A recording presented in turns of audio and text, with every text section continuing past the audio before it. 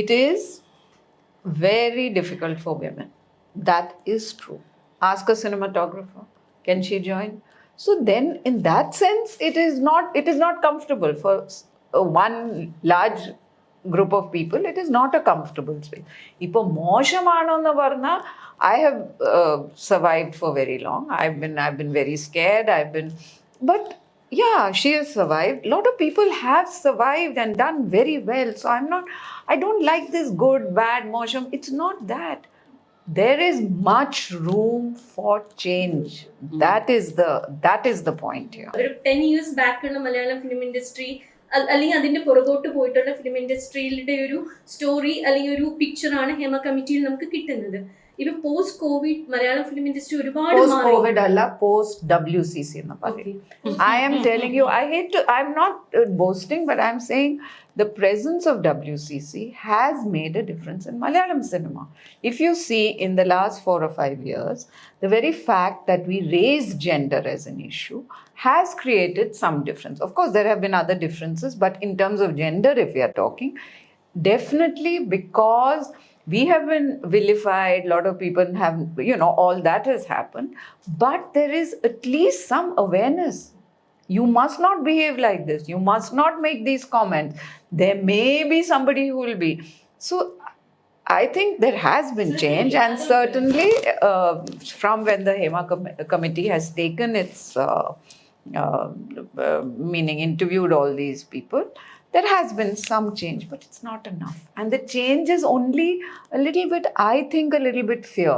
It's not, systems have not changed. ചോദിക്കാൻ കാരണം ഒരുപാട് ന്യൂ ജനറേഷൻ ആളുകൾ ഞാനൊന്ന് ഇതിനോട് കൂട്ടിച്ചേർക്കട്ടെ. ഇപ്പൊ ഈ മോശമാണെന്നുള്ള ചോദ്യത്തിന് ഉത്തരം തന്നെ, ഞാൻ ആദ്യം അഭിനയിക്കുന്ന സിനിമ 94, അതായത് 3 പതിറ്റാണ്ട് മുമ്പ്, വേറെ ഒരു 2-3 തലമുറ മുമ്പ് അല്ലെ അങ്ങനെ പറയുമ്പോൾ, സിനിമയുടെ ഒരു 3 തലമുറ മുന്നെയാണത്. എൻ്റെ ആദ്യത്തെ ഡയറക്ടർ ശ്രീ രാജസേനാണ്. നിങ്ങൾക്ക് ഇവിടെ ഇരിക്കുമ്പോൾ നമുക്ക് ഒത്തിരി അടുപ്പമുണ്ട് അദ്ദേഹത്തോടെ, തിരുവനന്തപുരത്ത് ഇരിക്കുമ്പോൾ. രാജസേനാണ് എൻ്റെ ആദ്യത്തെ ഡയറക്ടർ. അദ്ദേഹം എന്നോട് പറഞ്ഞൊരു സെൻറ്റൻസ് ഉണ്ട്. എൻ്റെ പേര് ഒഫീഷ്യലി സുജു എന്നാണ്, അച്ഛനും അമ്മയുടെ ഒഫീഷ്യൽ നെയിം സുജു എന്നാണ്. അപ്പം സുജുവിന് സുജു ആയിട്ട് എവിടെ വരെ പോകാൻ പറ്റുമോ അത്ര ആഗ്രഹങ്ങളെ സിനിമയിൽ പാടുള്ളൂ എന്ന് പറഞ്ഞു. ഡിബേറ്റബിൾ ആ സ്റ്റേറ്റ്മെൻറ്റ്, പക്ഷേ അതൊരു മൂല്യബോധനത്തിൻ്റെയും കൂടി ഒരു കാരണവർ പറഞ്ഞൊരു സ്റ്റേറ്റ്മെൻറ്റാണ് സിനിമയെ വെച്ച് നോക്കും. അതിൻ്റെ അകത്ത് ഈ 2 ഉത്തരവുമുണ്ട്. മോശമാണോ നല്ലതാണോ എന്നുള്ള ചോദ്യം. സിനിമയിൽ നല്ല ആൾക്കാർ ഒരുപാടുണ്ട്. ഒരു പെൺകുട്ടി വന്നാൽ അവൾ ഏറ്റവും സേഫായിട്ട് അച്ഛൻ്റെ അമ്മയുടെയും കൂടെ കുടുംബത്തിൽ നിന്ന് ഇറങ്ങി വന്ന കുട്ടി അതേപോലെ സേഫായിട്ട് പണിയെടുക്കേണ്ട ഒരിടമാണ് സിനിമ. അതിനുള്ള ഒരു ഇത് നിനക്ക് വേണം എന്ന് പറഞ്ഞു തരുന്ന ജോഷി സാറിൻ്റെ കൂടെ ഒരുപാട് സിനിമകൾ ഞാൻ ചെയ്തിട്ടുണ്ട്. ഇപ്പോഴും കാരണവരാണ് അദ്ദേഹം, ജോഷി സാർ എന്ന് പറയുന്നിടത്ത് നമ്മൾ അങ്ങനെ കാണുന്നത്. അങ്ങനെ ഒരുപാട് നല്ല ആൾക്കാർ സംവിധായകരിലും നടന്മാരിലും ഒക്കെയുണ്ട്. ഡിഫറെൻറ്റ് എക്സ്പീരിയൻസ് ഉണ്ടാവാം, പക്ഷെ എന്നെ സംബന്ധിച്ചുള്ള എക്സ്പീരിയൻസ് അതാണ്. പക്ഷേ ഇപ്പോൾ പറഞ്ഞതുപോലെ തന്നെ ഇങ്ങോട്ട് പോയപ്പോൾ 2ാമത്തെ സിനിമ എനിക്ക് നായിക ഓഫർ വന്ന് 2ാമത്തെ സിനിമ വന്നപ്പോൾ അവർ ലൊക്കേഷന് വന്ന് ഈ സെയിം സിനിമയുടെ ലൊക്കേഷന് വന്ന് എന്നെ കണ്ട് സംസാരിച്ച് പോയിട്ട്, അതിൻ്റെ ഡയറക്ടറും പ്രൊഡ്യൂസറും പ്രൊഡക്ഷൻ എക്സിക്യൂട്ടീവും ഒക്കെ കൂടി വന്ന് സംസാരിച്ച് പോയിട്ട് അവർ കാറിലേക്ക് അങ്ങ് കയറാൻ പോയപ്പോൾ പ്രൊഡക്ഷൻ എക്സിക്യൂട്ടീവ് തിരിച്ചു വന്നിട്ട്, പക്ഷെ ഒരു പ്രശ്നമുണ്ട്, ചെറിയ അഡ്ജസ്റ്റ്മെൻ്റ് ഒക്കെ വേണ്ടി വരും. സ്ട്രെയിറ്റ് വേ പാലാ പോലെയുള്ളൊരു നാട്ടിൽ നിന്ന് ഒരു പാവാടപ്രായക്കാരി, പാവാടയും ബ്ലൗസും അപ്പുറത്തേക്ക് ഒരു വേഷമിടാൻ പോലും അറിയില്ലാതിരുന്ന, മുടി നീട്ടി വളർത്തി തുളസിക്കതിരൻ ചൂടി വന്നിരുന്ന ഒരു പെണ്ണിൻ്റെ അടുത്ത് വന്നിട്ട് ആ ഫസ്റ്റ് പടത്തിൻ്റെ ലൊക്കേഷൻ കഴിഞ്ഞ് 2ാമത്തെ പടത്തിൻ്റെ ഓഫറുമായിട്ട് വരുന്ന സമയത്ത് കാറിൽ കയറാൻ പോയ എക്സിക്യൂട്ടീവ് തിരിച്ചു വന്നിട്ട് ഇങ്ങനെ പറയുന്നു എന്ന് പറയുമ്പോൾ മോശമാണ്. പറയാനുള്ളൊരു സ്പേസ് ഉണ്ട് അവിടെ, പെണ്ണിനോട് പറയാനൊരു സ്പേസ് ഉണ്ട്. That is the problem. അതേ അവസ്ഥയാണ് ഇപ്പൊ 24-ലാണ് നമ്മൾ നിൽക്കുന്നത്. ഈ ഓഫ് ദ പീരീഡ് ഇതിനൊരു മാറ്റം ഇപ്പൊ പറഞ്ഞ പോലെ WCC പെണ്ണ് പ്രതികരിക്കാൻ പോകുന്നു, പ്രതികരിച്ചിരിക്കുന്നു, അല്ലെങ്കിൽ അങ്ങനെയാണ് എന്ന് പറയുന്നത് ഡെഫിനറ്റ് ആയിട്ടും ഒരു തലമുണ്ട്. 2ാമതൊരു തലം ഹൈറാർക്കിക്ക് അപ്പുറത്തേക്ക് പുതിയ ആൾക്കാർ സിനിമയിലേക്ക് വന്നിരിക്കുന്നു. പുതിയ സിനിമ സക്സസ് ആയി വന്നിരിക്കുന്നു. 50 ലക്ഷം രൂപയ്ക്ക് കൊച്ചു പടങ്ങൾ കണ്ടന്റ് ഉള്ളതും എന്റർടൈനർ ആയിട്ടും ഇവിടെ എടുത്തിട്ടുണ്ടെങ്കിൽ അത് കാണിക്കാൻ പറ്റുന്ന ഓപ്പൺ മീഡിയകൾ ഉണ്ടായി. ഇപ്പോൾ ഡിസ്ട്രിബ്യൂട്ടേഴ്സിൻ്റെയോ എക്സിബിറ്റേഴ്സിൻ്റെയോ ഹൈറാർക്കി പിടുത്തത്തിൽ നിന്ന് മാറി നിന്നിട്ട് ജനങ്ങളിലേക്ക് എത്താൻ പറ്റുന്ന അഡ്വാൻസ്ഡ് മീഡിയകൾ ഈ കൊച്ചു പടങ്ങളും കാണാൻ പറ്റുന്ന ഒരിടത്തേക്ക് ഡെവലപ്മെൻറ്റ് ഉണ്ടായപ്പോൾ കാലം ചിലതിങ്ങനെ നടത്തിക്കൊണ്ടു പോകും പുതിയ ഡെവലപ്മെൻറ്റ്സിൽ. അങ്ങനെ കൊച്ചു കൊച്ചു പടങ്ങൾ ജനകീയ ശ്രദ്ധ നേടി തുടങ്ങിയപ്പോൾ നിങ്ങൾ അവിടെ ഇരുന്നോ, നമ്മൾ പടം ഇങ്ങനെ കാണിക്കും എന്ന് പറയുന്ന ഒരു തൻ്റെ ഇടത്തിലേക്കും കൂടി മലയാള സിനിമ വന്നു. ഇത് ഇന്ത്യയിലെ ഏറ്റവും നല്ല സിനിമ, ഇന്ന് ഇന്ത്യയിൽ ഈ വർഷം ഇന്ത്യയിലെ ഏറ്റവും നല്ല സിനിമ ആട്ടമാണ്. കാരണം അവരുടെ ഈത്തൂസ് വേറെയാണ്, ഈ പുതിയ ജനറേഷൻ വരുന്നവരുടെ ഈത്തൂസും ഒരു background. But in spite of that, there are no systems in place. Yes. This is all we are saying. That is it a system?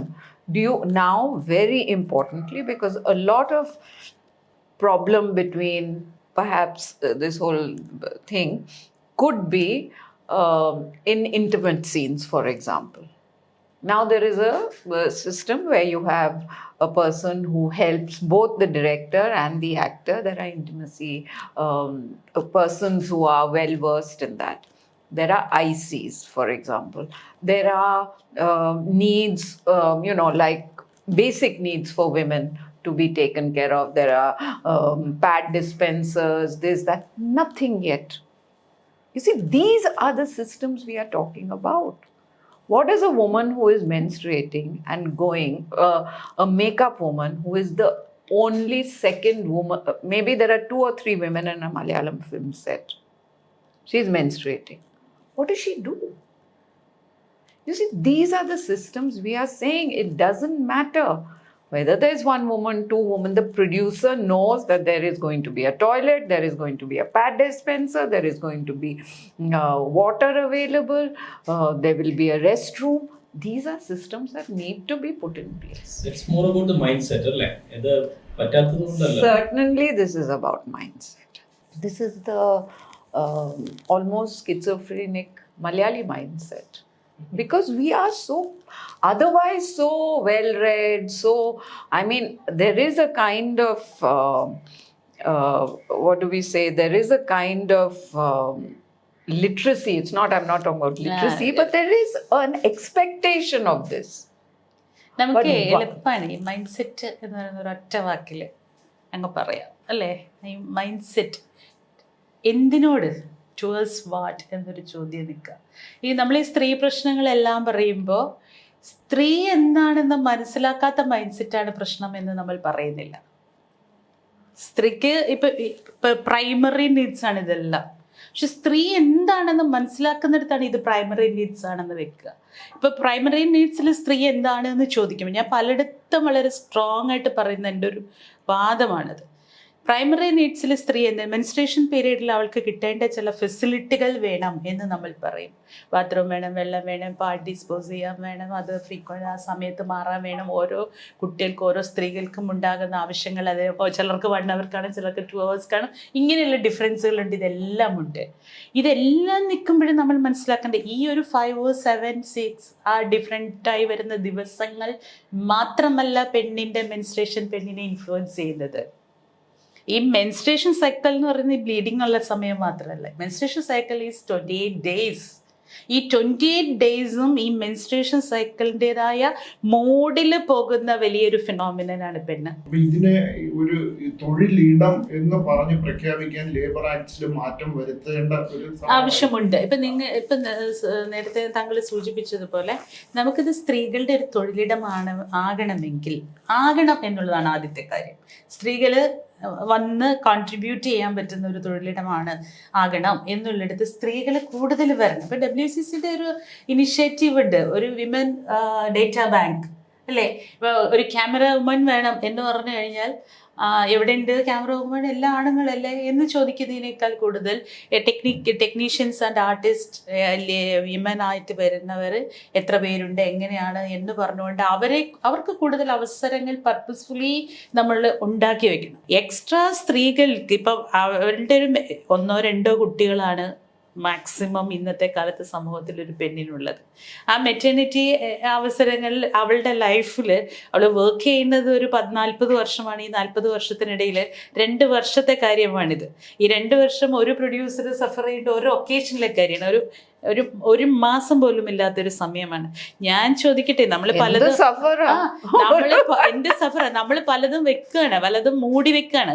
ഇപ്പൊ ഒരു 2 മാസം ഷൂട്ടിംഗ് പോകുന്ന ഒരു ലൊക്കേഷനിൽ ഇതല്ലാതെ ഒരു ചീഫ് ടെക്നീഷ്യൻ ആയിട്ടിരിക്കുന്ന ഒരു ആണിന് കൊടുക്കുന്ന ലിക്വറിന്റെ ക്യാഷ് ഇതേത് ബഡ്ജറ്റിലാണ് വരുന്നത്? I was going to say that there are a lot of other extra things. Yes ഈ എക്സ്പെൻസസ് എവിടെയാ വരുന്നത്? No, I don't mind let men drink. I don't mind women drinking. I don't Yes. care. That is not the Adalla. point. The But point is where are the labor benefits for women? That's the only question. അത്രേ ഉള്ളൂ, അതാണ് ചോദ്യം. പക്ഷെ അതിന് ചോദിക്കാൻ പോകുന്നത് ഏതെങ്കിലും ഒരു ഒക്കേഷനിൽ ഒരു മാസം ഒരു പ്രൊഡ്യൂസർ സഫർ ചെയ്യേണ്ട ഇത്തരത്തിലുള്ള ഒരു ലൈഫ് സ്പാനിൽ ഉണ്ടാകുന്ന ഒരു ഒക്കേഷനാണ് ഇതിന് തടസ്സമാണ്. ഇതൊക്കെ വെറും ന്യൂസെൻസ് ആയിട്ടുള്ള വെറും എന്താ പറയാ അതിന്, Flimsy ആണ്. Silly argument.